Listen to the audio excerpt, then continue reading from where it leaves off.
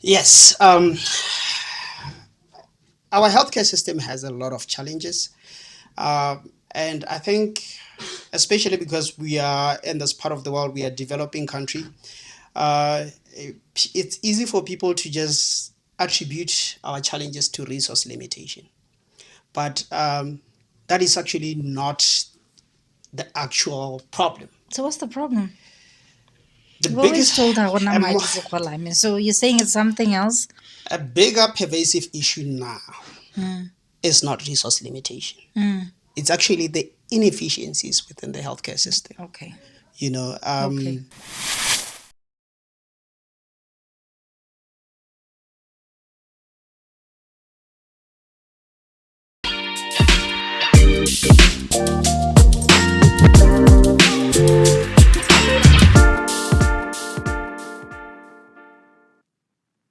Welcome to Moving Humanity Forward podcast. My name is Cathy Malejane. You can call me the village chick with plenty chic or Letebelele Ntsunyana la ga Masodi a Mphela. Alternatively, hashtag Curious Cat, because you know what? I always have so very many questions. Now, our guest today is somebody who I believe has solutions for some of the issues that we have in this country of ours. And I want to always just let our guest introduce himself in his own words. He goes by the name Segolame Setlhare. He is a registered and qualified and registered nurse, as well as a founder of a company called Healthcare Solutions Systems. I butchered it, didn't I? It's Healthcare Systems Solutions. yes, ma'am. Welcome to Moving Humanity Forward podcast, Segolame. Thank you, Kathy. It's an honor to be here. I'm excited to have you, and I think I want you to just start off by telling us a little bit about yourself. Segolame ke mang? Well, Segolame, I would say personally, on a personal level, Segolame is a son, is a dad, is a brother, is a friend. Like you have already mentioned, I'm a nurse. I qualified from IHS around 2008, and I started my nursing career in Scottish Livingston Hospital. It's a district hospital in Molepo, the Gwenin district. And I spent a lot of my clinical career in the pediatric ward. This is where we really take care of like kids that come into the hospital really sick. They get admitted there. Pediatric ward and the emergency department.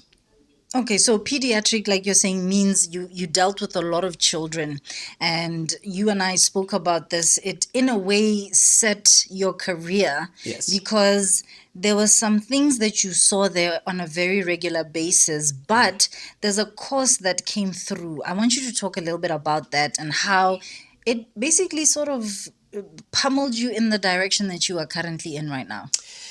Yes. So in my initial posting, like I said, I was put in the pediatric ward. This is where if a child comes into a health facility, whether it's a clinic, it's a health post in a remote area, if they're really, really sick, they get referred out to the nearest hospital. Yeah. And if they get there and, like I say, they are really sick and they need to be admitted, they come to this ward, the pediatric ward. So So, what are some of the diseases you're dealing with? a lot of the diseases that came in during my time there that were a bit of a problem is kids that came in with a lot of diarrhea and vomiting. We experienced a lot of diarrhea outbreaks in Gwenin district during my time in the PEDS ward. And also kids come in a lot with pneumonia and pneumonia and other respiratory infections. Okay. So those are some of the conditions that we saw a lot of kids coming in with.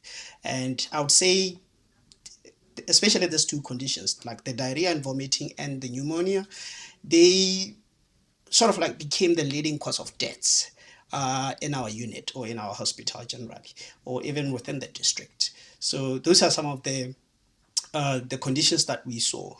So, like I say, my experience there, because that's where I spent most of my years, of my clinical years. I think I spent about 5 or 6 years there before I got moved over to the emergency department. So my experience there, what was sort of happening, we were losing a lot of kids, and honestly, I wouldn't say we knew why, and it sort of like became normal that, kids can come in like this and end up dying, and but we didn't really have details of, where we were failing these kids, or even if I didn't think we even knew that we were failing them somehow. We just knew that, it's a child that came in really sick. We did the best that we could, and unfortunately, we lost them. But losing a child is it's quite an ordeal. It's really heartbreaking. Uh, because a couple of things about kids. Kids are big little fighters. Yeah. When they are sick, there's a thing that we call it compensatory mechanisms. If a child, even as an adult, if you get sick, your body naturally, tries to fight the disease or compensate. Yeah. Especially if the disease starts progressing or getting worse, your body will try to match and try to fight that. So kids have very, very good compensatory mechanisms. I'll give you an example just so that you have a good idea of what I'm talking about. If a child has pneumonia, one of the signs that tell us that this child could potentially have pneumonia, they'll start having difficulty in breathing. Difficulty in breathing, you start seeing that chest like in drawing, you see their noses flaring, you see them starting to breathe like really fast, and also having high heartbeat, or heart rate. And for us as healthcare providers, this are things that we are taught to sort of like tell us, okay, this child is really sick. But to be honest, that may be true, but that is actually this child fighting the disease. Right. The reason why they're breathing faster is because they want to get in more oxygen. The body knows it doesn't have enough oxygen. Because the oxygen demands are high because of this condition that they have. The reason why you see a high heart rate is because they are trying to push so much blood around the body as much as they can to deliver that oxygen. So kids naturally have very good compensatory mechanisms. That's why I say they are big little fighters, actually better than adults. So for me, seeing them fighting like that, meant I also had to do my part. They're doing theirs. They're doing theirs like really good. I can't fail them. I need to do everything that I can. But doing everything that you can comes down to how much do you know, right? Everything that you can come down to, yes, you're gonna do everything that you can, but you don't know everything that you should. Yeah. That can help this kid at this time. Yeah. And I think that was what was happening at the time, where we were losing a lot of these kids because there was so much that we just didn't know. And because the mortality rates were really high in our district, then there came a program called Saving Children's Lives. This program came in with a couple of American organizations, in partnership, obviously, with the Ministry of Health. We had the American Heart Association was in there. Botswana UPenn Partnership was in there. Botswana UPenn Partnership is a partnership between the University of Pennsylvania and the University of Botswana. Yeah. And we also had the Children's Hospital of Philadelphia. So they came with this training program called Saving Children's Lives. Its core mandate was to teach healthcare providers, nurses, doctors on how to handle pediatric emergencies. Basically, if a child comes into whether it's a clinic or it's the hospital, how can you tell that this kid is in so much trouble? Yeah. Or they're critically ill? So it comes down to being able to recognize, assess adequately, and recognize that this child is in trouble. And what do I need to do to stabilize this kid? So that's what this program was doing or was teaching us. So when it came, because of the disease, because of the burden that was in our district, because of all this diarrhea outbreaks and high cases of pneumonia that we are seeing, this program came to us first, to our district, to try to you know. Oh, so you were the hardest hit district. Yes, at that time. And this is around 2014. And I think I was a couple of months after getting moved from the pediatric To ward the to the emergency. emergency department. So um, it was targeting healthcare providers that get to take off a child. Let's say within a hospital, we look at where can a child potentially go. Then we target those nurses or doctors that are there. So obviously, working in the emergency department, kids when they come in, they go in through the emergency department. So I was fortunate enough to be one of the first people to take that training. And to be honest, it was a 2-day course. As we were getting this training, What was in the training? What were you being taught? so we were basically taught how to assess a child that is potentially like really sick, so that you are able to recognize the type of maybe emergency that they may be having, right? Or basically the trouble that they may be in, and what can you do to stabilize them, to avoid them slipping into situations or states where they may end up dying. So basically stabilizing them. Especially it was targeted because what based on the data that we had around child health, a lot of the modifiable factors that were identified per death of a child, they realize when they come in and look at their charts, right? Because they'll start with maybe this child was first seen at a clinic before they came to the hospital. They look at what was done there, right? And even when they get to the hospital, what was done at the emergency department and what was done once they were in the ward. So a lot of the problems were identified at those lower level facilities that will end up referring these kids, right? So we were taught to assess, recognize, and stabilize, especially if you are at a lower level facility, before you get the child to a hospital or to getting them to where advanced care is available, which is at the hospital. So that's what we were taught: assessing, recognizing, and stabilizing to avoid kids slipping into states where it becomes tough for us to save them. Like I said earlier, kids have very good compensatory mechanisms, and that is where you want to catch them, because they can compensate for a while, for a long time, right? But once they start to give up, they start crashing, it's very difficult for you to catch them. So you find that most of the time they get to us in the hospital, they are now in the states where it's actually really hard for us to do something, to actually save them. So we're basically being taught some of those things: assessing, recognition, and stabilizing, so that we eventually avoid death. So what I saw basically was, as we were going through the course, I was saying, like, it was getting those flashbacks. Oh, something like, oh, that is why we lost that kid that time. Oh, this is what was happening that time. That's why we lost this kid. And for me, as I was seeing all these reasons why we are losing those kids, it was like really simple stuff. Simple stuff, yet we didn't know. You know, and I guess that sort of like made me fall in love with that program, because I knew, because of the impact that it was having on me, I knew everyone needs to get this.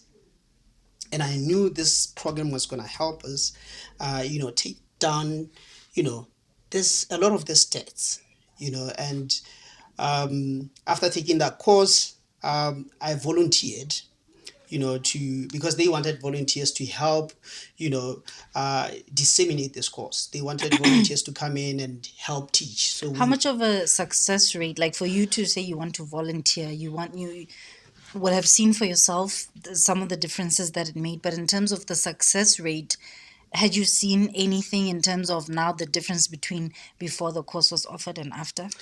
honestly, the reason why I believed in that course immediately, like after I took it, or as I was taking it, like it was really just showing me why, because I had experience of taking care of these kids and losing these kids Yeah. in my hands.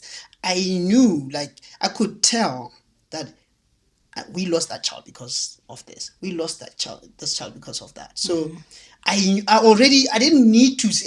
I was sure that if more of us could get this information or knowledge, it's definitely gonna be impactful, because I could just see the impact that knowledge had on me, and I was in a good position to even reflect, because I had gone through all this stuff, losing kids, and after getting all this knowledge, I knew this is going to be um, this is gonna be impactful.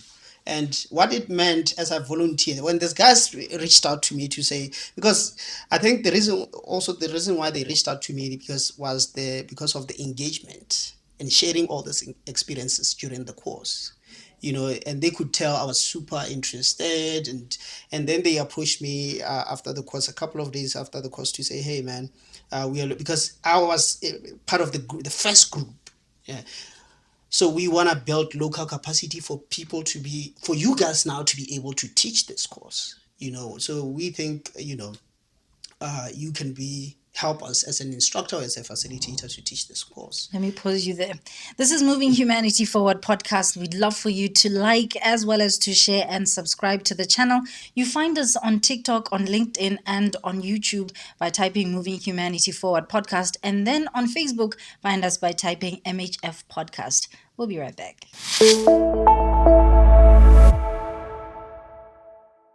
We live in an ever-changing world, a world where we have disruptions in technology, introductions of things such as artificial intelligence, and we can't help but ignore the need for all of us to level up. Leveling up for your own personal development, for you to thrive in your personal life, and also for organizations to continue growing and become the best versions of themselves. In the pursuit of leveling up, we often leave behind the soft skills and focus on the technical that allow us to do our daily duties. The soft skills help us connect with other individuals at a heightened level, and also to be able to know how we relate with each other to produce optimum results. ProLearn comes in as a partner that centers around leadership development courses, technological courses, financial literacy courses, and also mental wellness and being.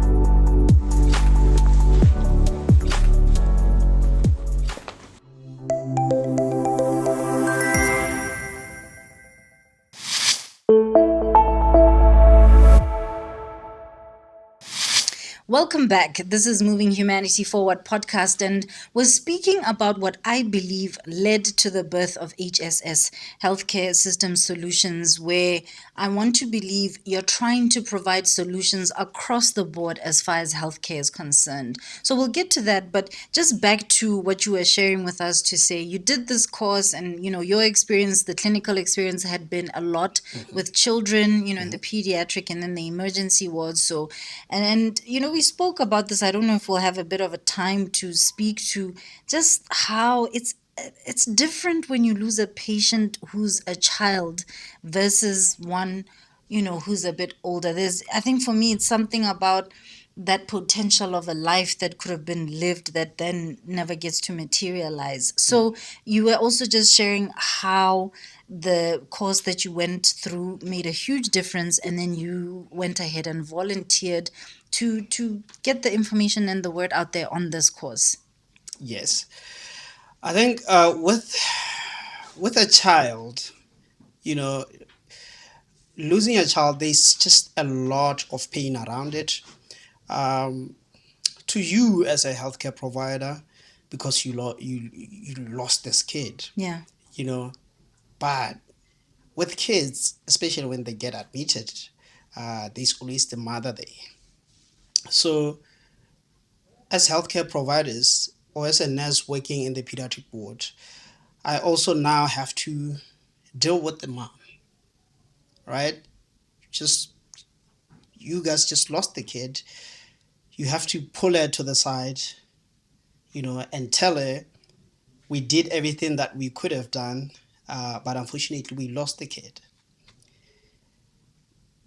I think for me that was usually the most or disheartening or difficult moment where you tell the mom, and really just the reaction, that you would get from the mom. You know, you'd literally see someone losing their mind instantly when they lose all form of orientation in terms of where they are, what is happening, because of the shock and the pain of having lost a child. So that was always really, really, really difficult. And that's why when I saw why we are losing a lot of this kid, I was like, no, man, all that pain because of some of these things. That's why I felt like, this course has to go to pretty much everyone who gets to take care of a child. Yeah. And for me, it invoked like a conviction, commitment, passion to child survival, which I would say maybe later evolved into just everyone surviving. Like, no one should die from something that could have been avoided. Yeah. Especially from a healthcare system standpoint. If there are things that we identify that we could have done better, then we should improve that so that we improve survival and patient outcomes. So yeah, I started volunteering in this program, teaching the rest, some of my colleagues within the district, and as time went on, a position came up within the program now for like a training coordinator. Yeah. And these guys also kept on approaching me. They were like, there's this position, we feel like you're the best person, based off of how I had been working with them as a volunteer, that level of reliability, commitment to the cause. And I ended up resigning from government, joining the program full time as now the training coordinator, or leading the training activities for this program. So I was basically developing more instructors, building more capacity, and doing more training. What was And this course called? And was it was focusing on kids only, or was it an emergency, or the course was contextualized from an American Heart Association course called PAIRS. PAIRS stands for Pediatric Emergency Assessment, Recognition and Stabilization. So that's what the course is called. So because it was a US-centric course, when it came here, what we did is we contextualized it based on the problems that we have here around child health. Like, we're looking at, okay, which conditions do we need to focus on based on which conditions are troublesome here, like diarrhea and vomiting, pneumonia, and other respiratory infections. So that's what the course was. It was such an amazing training program. And what we were doing also there is, it wasn't just the course. I think that's what made this program like really, really impactful. It wasn't just about the training, yeah. because training alone is good, but it's not as effective in terms, if you're because you can't, when you do anything, you want impact. Of course. Yeah. If we say we have a lot of kids dying, we want to see that number going down. That's the impact that we're looking for. So training alone is good. It has to be there, but it's not as effective. There has to be other components that support the training. Yeah. So this program had that. We had a component on audit and feedback. So what we're doing after we teach all these healthcare workers, we go to their facilities to see, is the facility itself ready to handle pediatric emergencies as they come in terms of like the human resource, the equipment and supplies, right? And we would do this audits and put together reports and make recommendations, or help the healthcare workers in these facilities to say, let's say you don't have oxygen, or you don't have this type of oxygen mask, or you don't have that, talk to your procurement office so that you make sure that this is in. Same thing with drugs. You don't have this certain drugs, it's good for this, make sure that you have it. And that made a lot of improvement. Where the healthcare workers can make those adjustments, they did. And some of these issues, sometimes they were beyond them, they had to be taken up with leadership. But slowly but surely things were changing.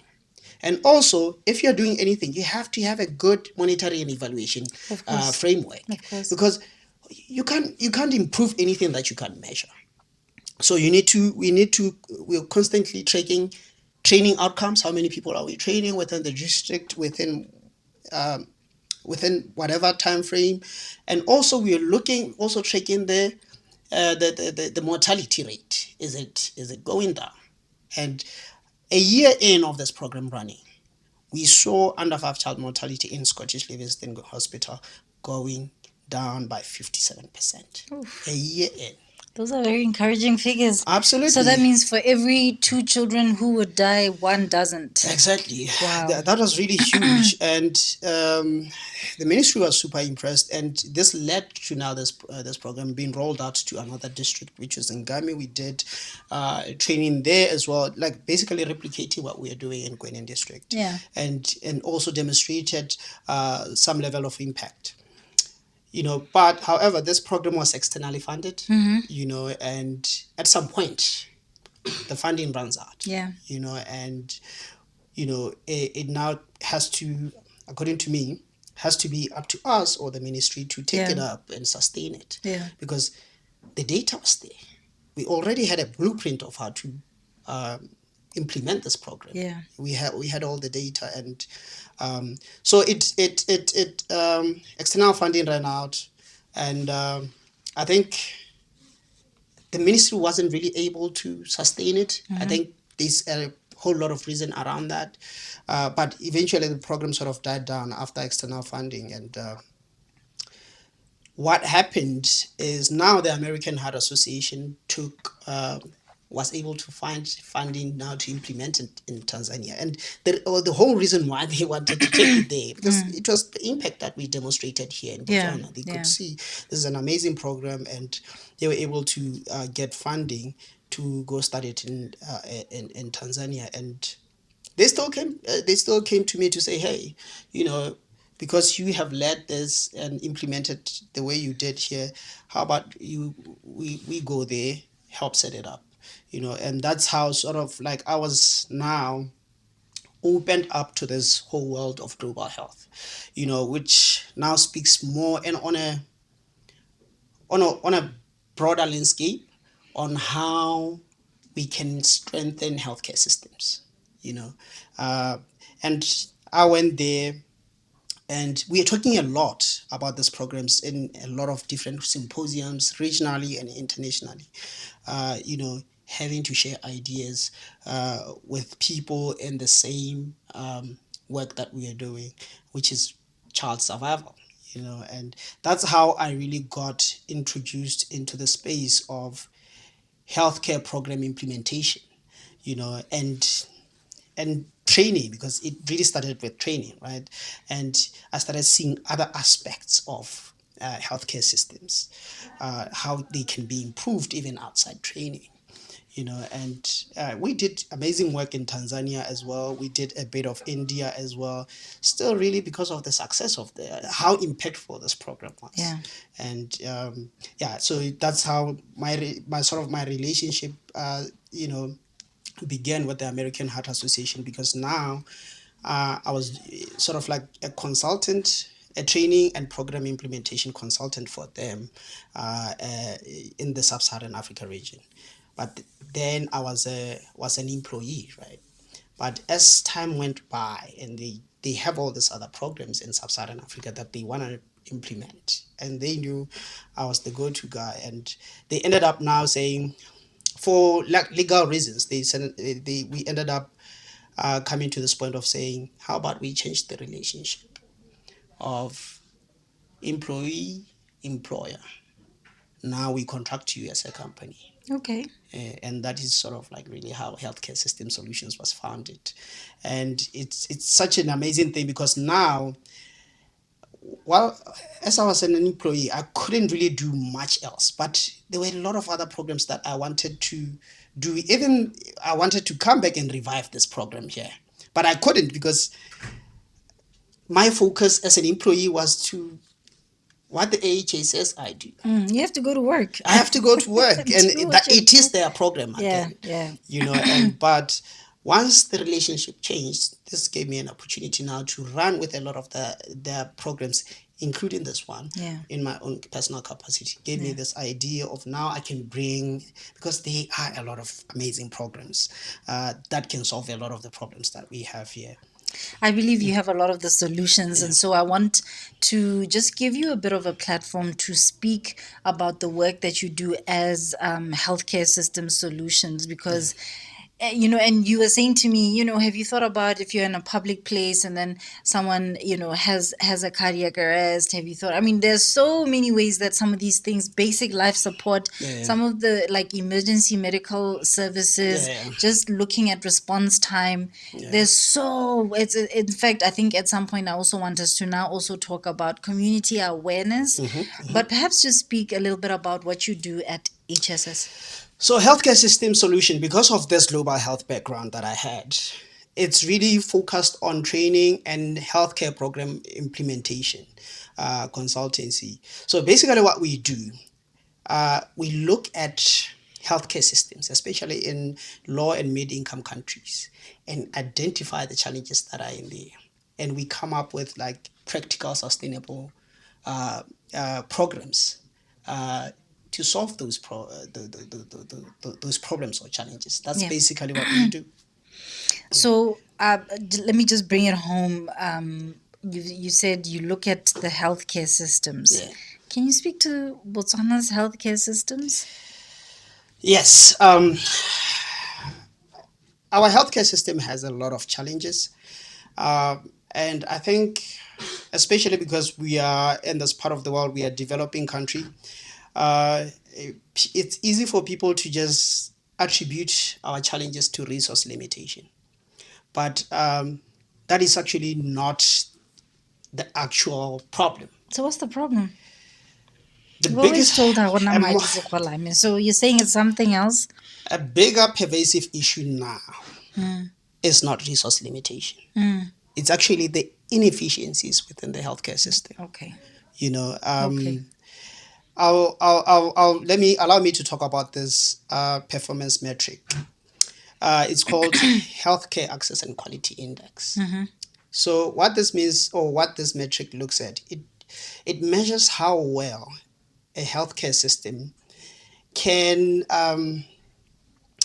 avoid deaths, right, due to causes that that should be treatable if good healthcare delivery is in place. Yeah. You know, so basically, let me give you an example. Pneumonia. Yeah. Right. So pneumonia is like a serious flu? No, it's a respiratory infection. It's very prone, Kids are prone What to causes pneumonia? It's just a bacterial infection that is, very common in kids under 5. Okay. But just by the fact that they are under 5, it's common in there. Yeah. However, we would, but it's a condition that can be treated with simple and affordable interventions.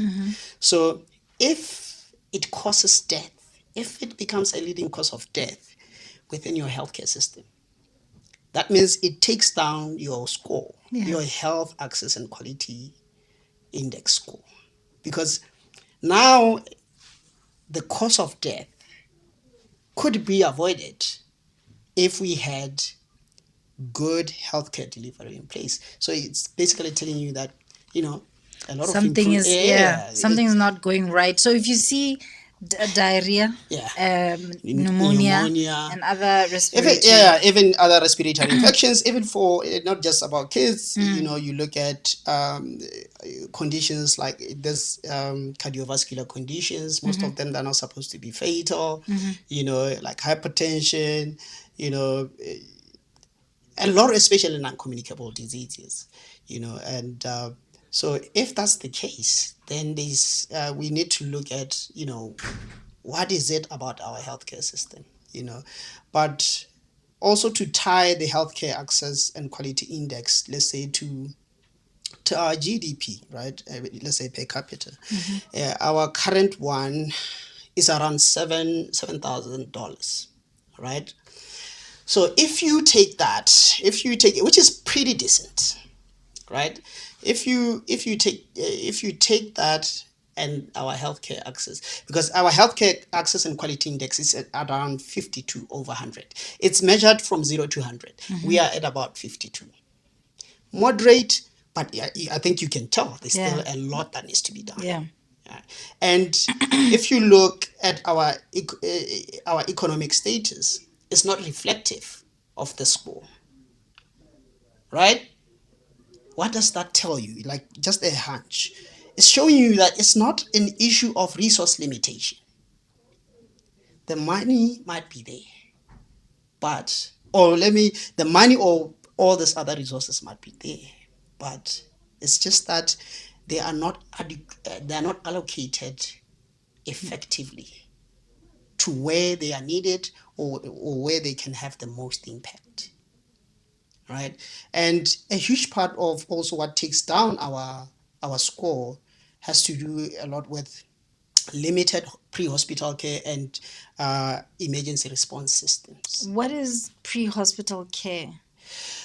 Like, what happens when you like if you get sick, or if something happens to you before you get to the hospital, like what happens there? Right? Because a lot of the emergencies happen outside the healthcare facility. I think most of them do, right? We Right? don't have Yes. emergencies in hospital. And before you get to the hospital, and also down in the clinics, that means we are not our healthcare system down there is not at those lower levels, is not as strong as it should be. Like I was telling you earlier, a lot of the modifiable factors that we identify when it comes to children's deaths, they were identified down there in the lower level facilities. And also, if you collapse here, you know, because you're in cardiac arrest, do we have what it takes to actually keep you alive before EMS arrives here? I wanted to touch on that in a little bit.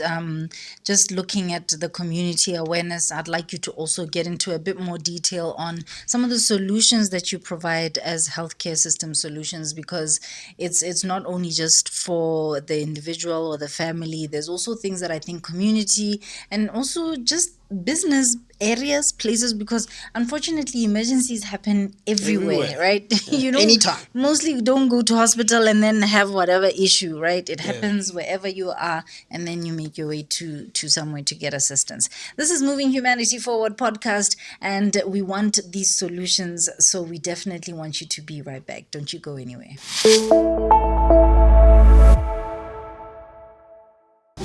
Life comes with surprises. Some good, some not so much. But whatever happens, you can face it head on. Assure Wealth gives you more than just insurance. We give you protection for every part of your life, your home, your car, even your travel. We help businesses stay resilient with commercial covers from theft, fire, public liability, and group covers. Got a team? We've got you covered too. Life cover, disability, funeral schemes, even income continuation. Our type of funeral plan is just one way to ensure dignity and peace of mind. Need cover for travel? Done. Aviation, agriculture, even political riots. We've got you. Professional indemnity? Of course. At Assure Wealth, we are not just brokers, we are your insurance partners for life. Insurance that protects what matters. Insurance done right.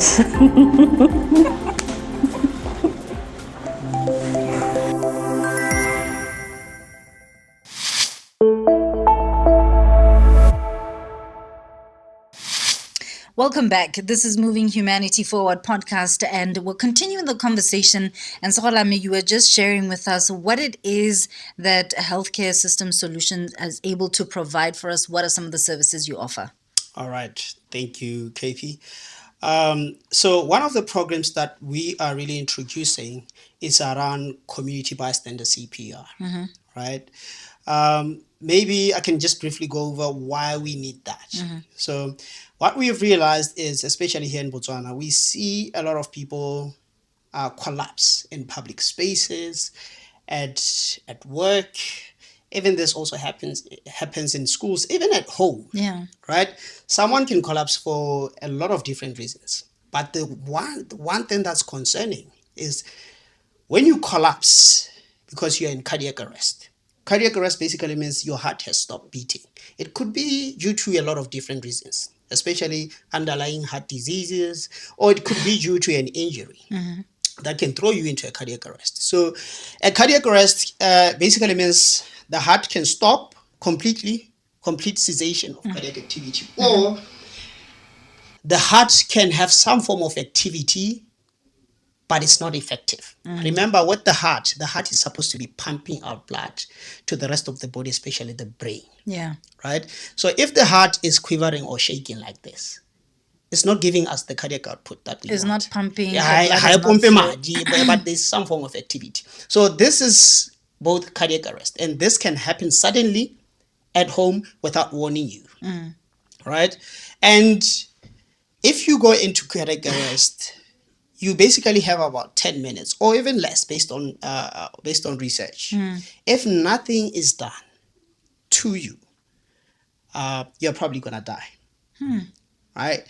Hence why this is why now we're saying the community needs to learn what we call bystander CPR. Right? Where now, because the heart has stopped, we can do the work for it. Right? I think people have seen in the movies when someone collapses and then you see people going on top of their chest pumping, Yes. maybe sometimes having to give mouth to mouth. Basically, you are doing CPR. Okay. Right? You are doing the pumping for the heart. That's why you're squeezing in the middle of the chest. It's to squeeze the heart so that it pumps out blood. Right? If you are feel safe doing mouth to mouth, you're basically giving oxygen. Okay. Right? However, if for whatever reason you feel like it's unsafe for you to do mouth to mouth, you can just do compressions. Okay? Because we believe when the cardiac arrest happened, your blood has had some amount of oxygen. So the most important thing is to get this blood going, especially to the brain, to keep you and the brain alive. So what's more important? I'm with you. You collapse. Yeah. Should I be calling help, or should I be trying to get that CPR going on? Exactly. That's a very good question. So for a cardiac arrest, especially if you're out of hospital, there's something that we call a chain of survival. A chain of survival for out of hospital cardiac arrest is a series of steps that need to happen for you to survive this cardiac arrest. The first thing is recognizing that this person is in cardiac arrest. 2, calling for help, and then starting compressions. And if you have a device we call an AED or an external automated external defibrillator, you have to apply it and give a shock to the heart. Maybe let me explain that.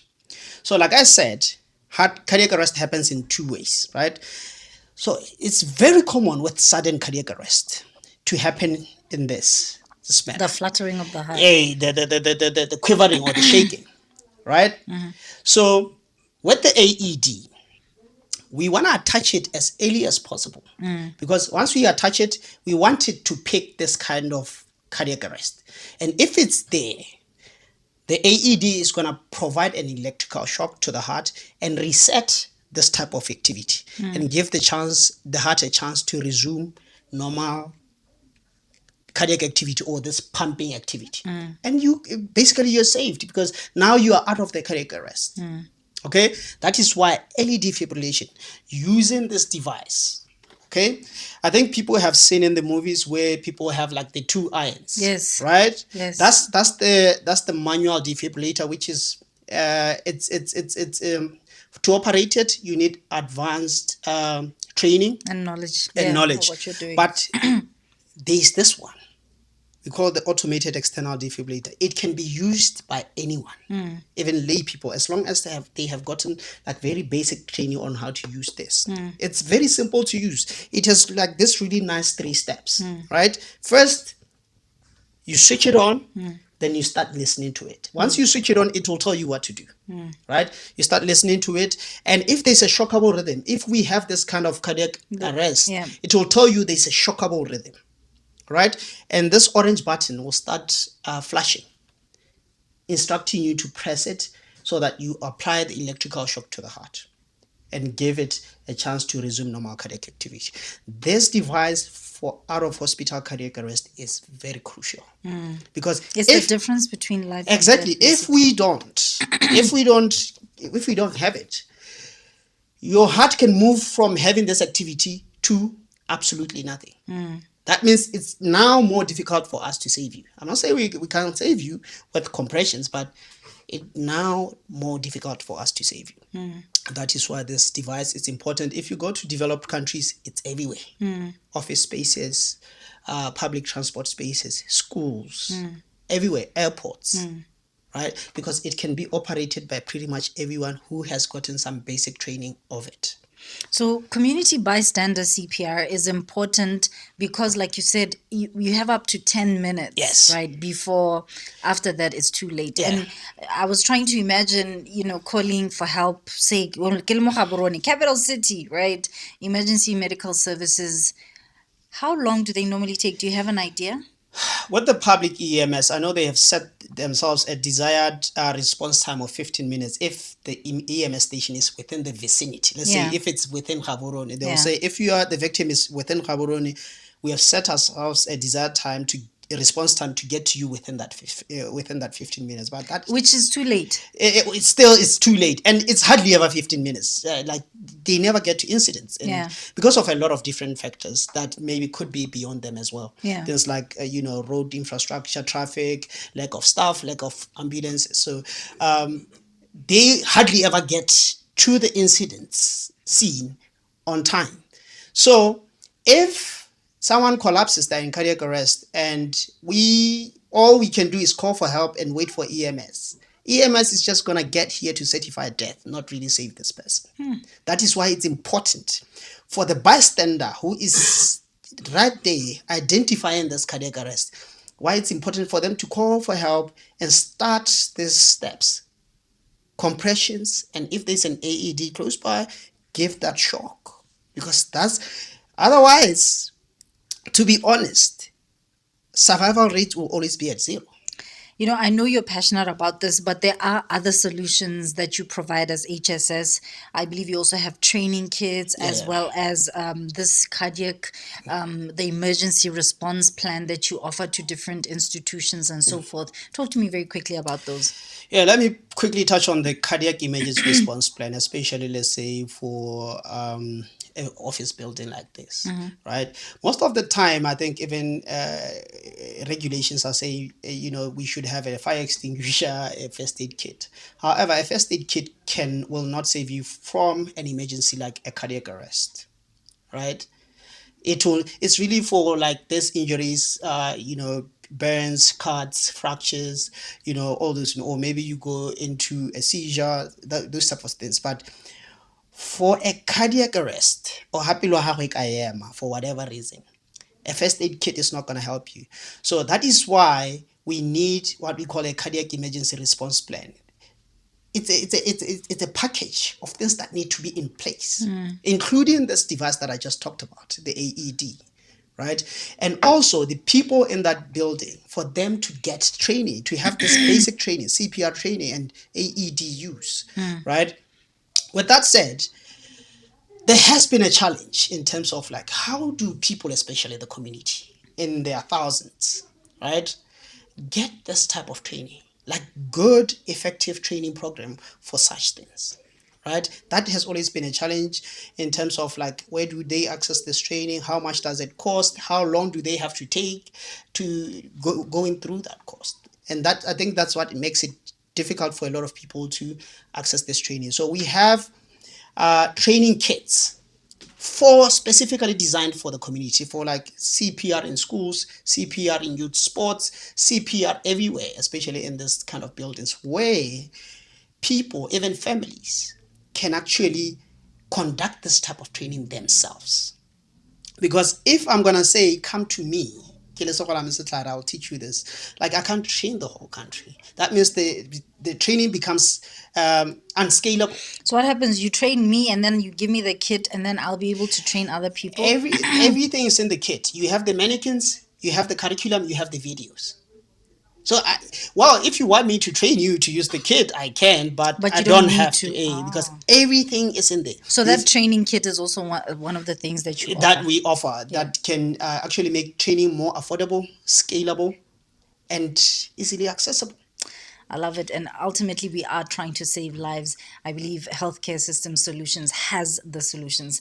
Our guest today goes by the name Segolame Setlhare, and it's been an absolute pleasure. I believe more information still needs to be had. We will share it with you. But for now, please like, please share, please subscribe. This is Moving Humanity Forward podcast. You find us on YouTube, on LinkedIn, as well as on TikTok and on Facebook. If you type MHF podcast, that's where you'll find us. We'll see you next week.